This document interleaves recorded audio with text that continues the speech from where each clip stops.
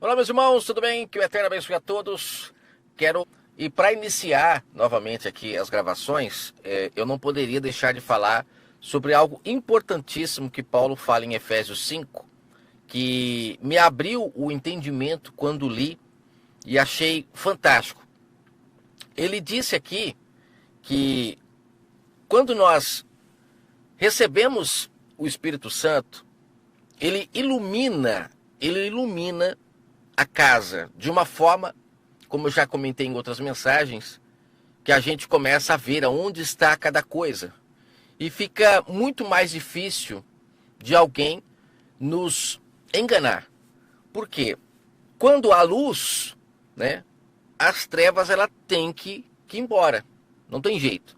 Se você chegar no seu quarto e você acender a luz, você percebe que na mesma hora, aquela escuridão que estava, ela some. Do nada ela some. Olha que sombra maravilhosa. Essa expressão luz e trevas é muito interessante a gente, quando pensa nisso, entender que é uma sombra, né? Que se a gente enxergar isso no dia a dia, por exemplo, nós estamos de noite.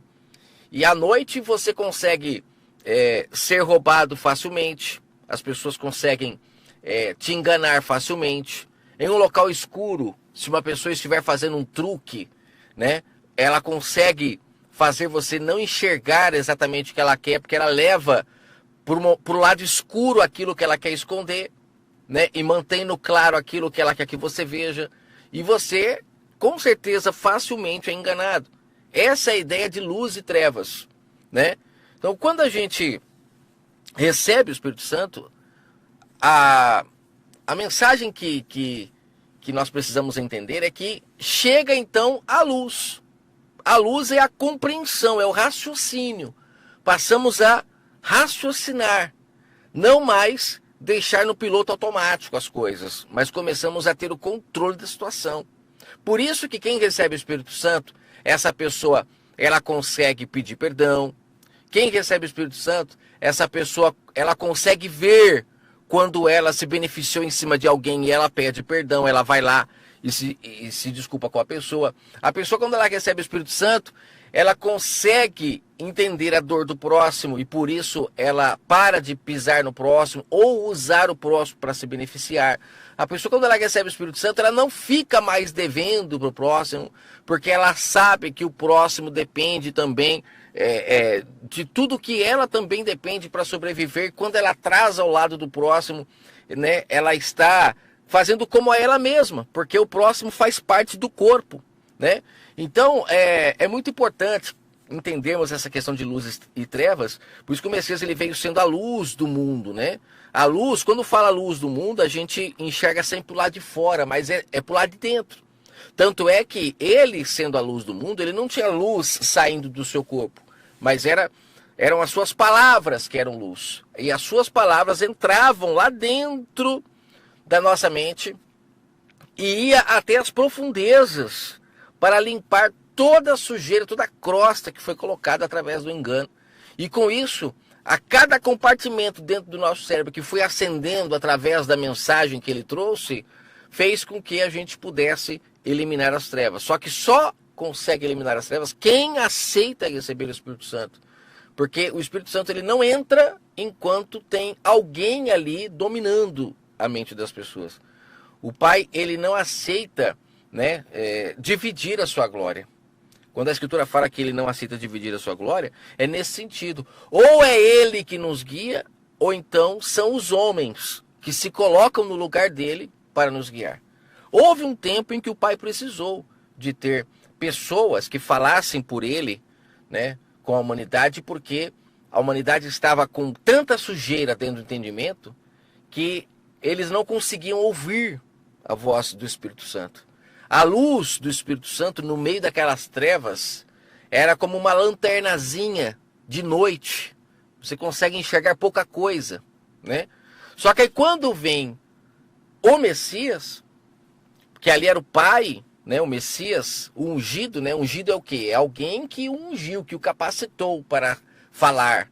Então ele ali, por isso que a Escritura chama ele de sol, de luz do mundo, no sentido figurado. no sentido de que, olha só o sol, quando o sol chega, a luz toma conta da terra de uma forma que aquelas trevas que estava à noite, ela vai embora.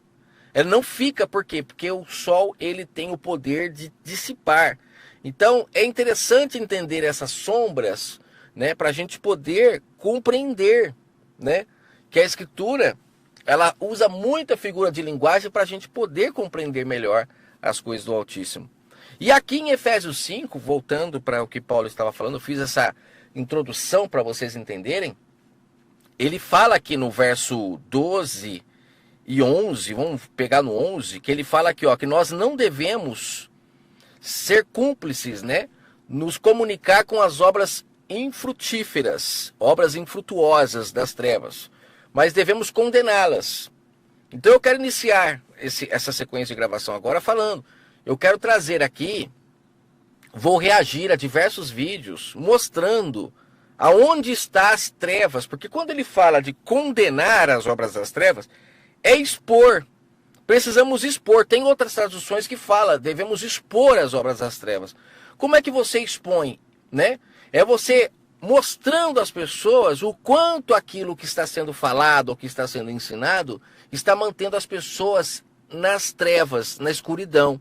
Eu já comentei aqui no canal, naquela mensagem que eu falo sobre a graça, que é a palavra graça, né, que foi colocada no livro Bíblia, a maneira como ela foi colocada e a maneira como colocaram na mente das pessoas, fazem com que as pessoas se tornem paralíticas espiritualmente.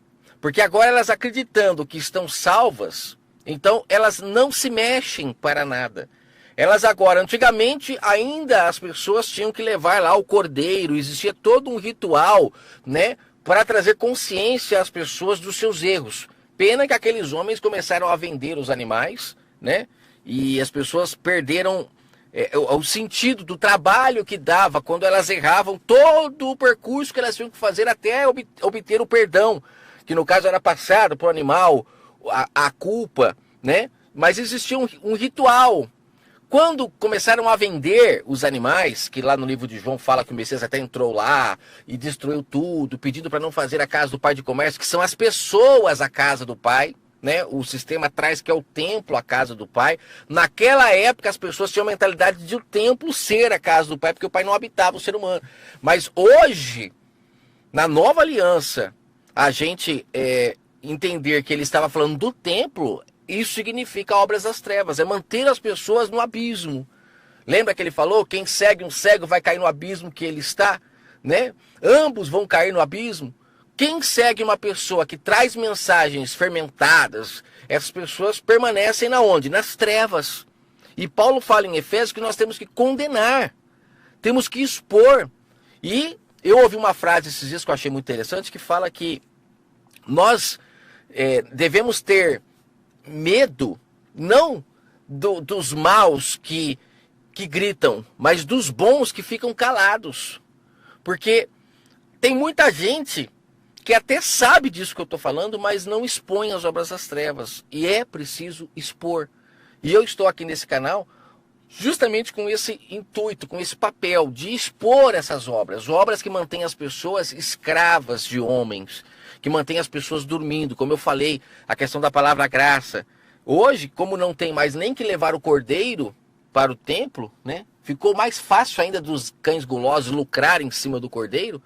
Então, o que acontece? Agora as pessoas simplesmente vão para o culto e lá elas são extorquidas de todas as formas, né?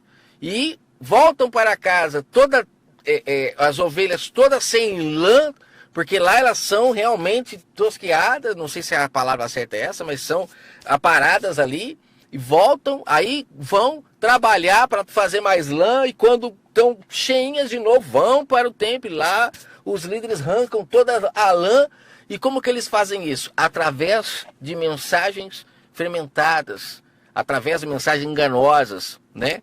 Deturpação. Eu vou trazer um vídeo aqui que eu peguei ontem, onde um rapaz fala sobre prosperidade, que o livro Bíblia é um livro que fala sobre prosperidade, e ele cita as passagens, e eu vou trazer aqui algumas dessas passagens que ele cita para você ver o quanto que ele está em trevas, e quem o segue continua nas trevas junto com ele.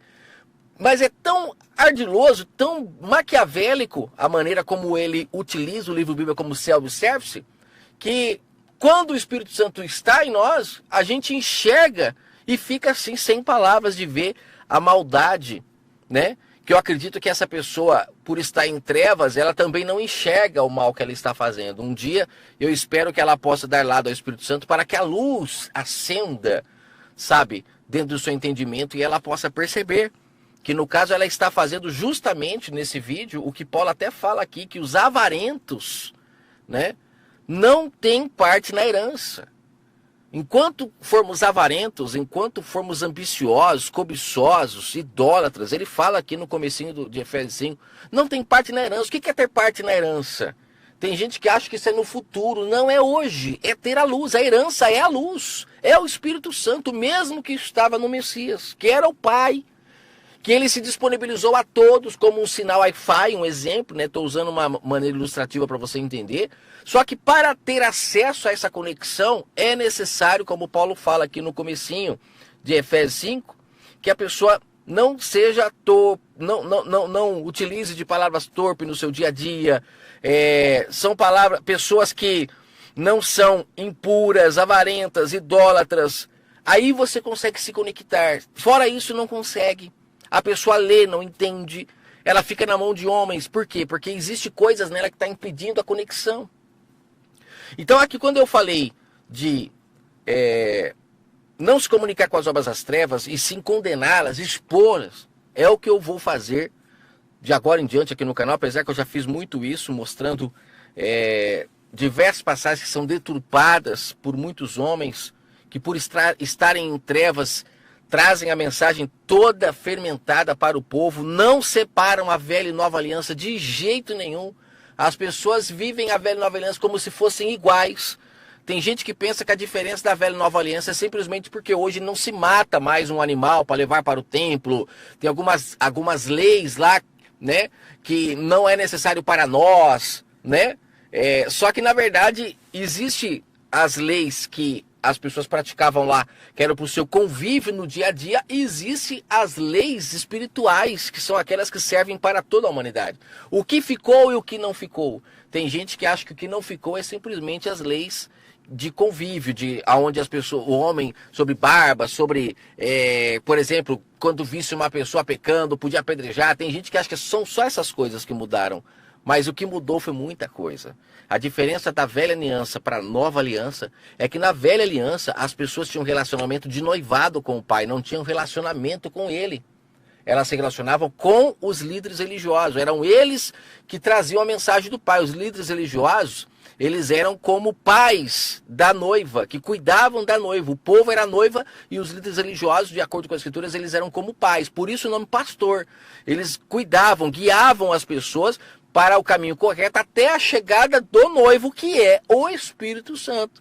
Quando vem o Espírito do Criador para se relacionar com a humanidade, que também é uma deturpação que chamam o Messias de noivo, não entendem que o noivo é o Espírito do Pai que estava nele.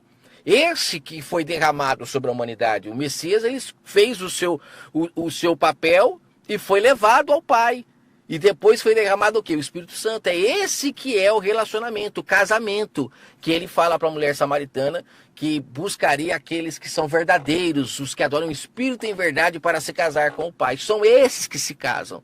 Só que existe uma grande deturpação, né? Um fermento muito grande na mente das pessoas para não entender isso e com isso continuarem debaixo de homens.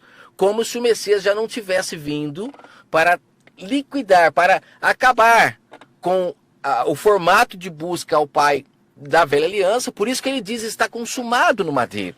Tem muita gente que não entende o que é que está consumado, o que foi consumado. A velha maneira de buscar o Pai foi consumada, para que agora pudéssemos buscar a Ele da forma correta, da forma que sempre foi necessário. Sempre era para ter sido era para buscar o Pai como é hoje na nova aliança, mas infelizmente, né, a prova de que não aceitaram o filho não é simplesmente quando o matam lá no madeiro, mas quando negam o que ele ensinou e continuam praticando tudo aquilo que ele disse que se findaria no madeiro, né? Então, Paulo fala no verso 12, que o que as pessoas que estão em trevas fazem em oculto, até falar é torpe, é vergonhoso, né? Mas aí ele fala no verso 13, mas todas essas coisas se manifestam, porque quando a luz chega, ela manifesta o que está nas trevas. Aí ele fala no verso 14, desperta tu que dormes e levanta-te dentre os mortos. Olha que interessante, aqui ele fala de levantar dentre os mortos, e ele não está falando de morto que está ali no caixão fisicamente, ele está falando sobre pessoas que estão em trevas. Aí tem gente que quando lê essa passagem, depois lê outras passagens que ele fala sobre ressuscitar, né?